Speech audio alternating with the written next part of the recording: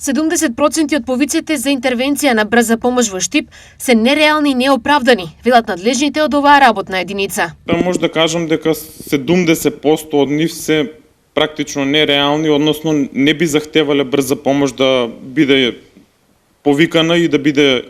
интервенирано на лице место, затоа што дел од нив може да се јават во амбулантата, тоест во нашата амбуланта или при работно време да се јават во амбулантите кај нивните матични лекари. Затоа што брзата помош, значи, од домашни услови кои ќе дојде, дел од нив, значи, ќе се ординира терапија, која што терапија дополнително после би барала доиследување, како што се лабораториски анализи или било какви доиспитувања, што самата медицинска помош не може да им ги пружи. Затоа што подобро е да се јават на матичниот лекар доколку се покретни, па ќе кажам, или состојбата нивна, значи, не захтева било каква интервенција од домашни услови, да се јават на матичниот лекар, затоа што таму ќе добијат комплетната терапија и комплетната анализа која што ние не можеме од домашни услови да ја пружиме. Што во таков случај кога екипата ќе одговори на повикот, но потем ќе свати дека е неоправдан? Генерално, значи, повикот ќе се изврши, домашната посета ќе се изврши, прегледот ќе биде извршен од наша страна, значи никој нема да биде оставен непрегледан кога више екипата е на лице место, меѓутоа ќе се советува фамилијата ли е, повикувачот ли е, дали е екипата, што луѓето што го извршиле повикот, односно повикале брза помош,